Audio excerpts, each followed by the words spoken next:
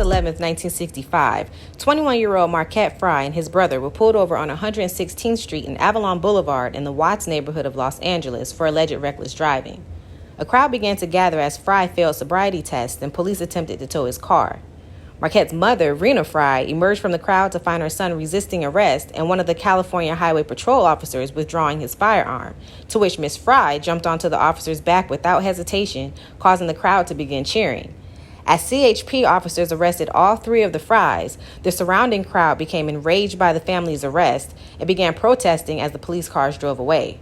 The chaos that followed left 34 people dead, including 23 killed by police or National Guard, as well as over 1,000 people injured, at least 600 buildings damaged from fires or looting, another 200 buildings completely destroyed with property damage topping $200 million, and around 3,500 people being arrested over a 6-day period.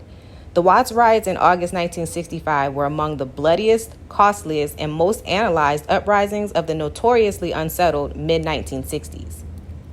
Although the riot began in August 1965, the tensions within the city date back at least 2 decades.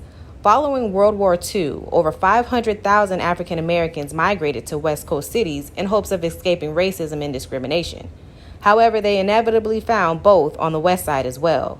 For many Black LA residents who lived in Watts, their isolation within the community proved that racial equality remained a distant aspiration as they experienced the same housing, education, employment, and political discrimination as Blacks did across the country. 2 years leading up to the Watts riots, 65 Black people were shot by police, 27 of them were shot in the back, and 25 of them were unarmed. During this period in LA, there were 250 demonstrations against living conditions and police brutality. These racial injustices caused Watts' African American population to explode on August 11, 1965, and what would become the Watts Rebellion. The morning after the first night of the riots, community leaders held a meeting that included representatives from churches, local government, and the NAACP. Rena also attended and asked for peace and calm from local citizens. She, Marquette, and Ronald had all been released on bail earlier that morning. Immediately following Rena's statement, a teenager grabbed the microphone and told the crowd that rioters planned to move into the white sections of Los Angeles. Now that prompted Los Angeles Police Department Chief William H. Parker to call on the National Guard despite local leaders requesting the police dispatch more Black officers instead. By the end of the third day, rioting covered a 50-square-mile section of Los Angeles and 14,000 National Guard troops were dispatched to the city.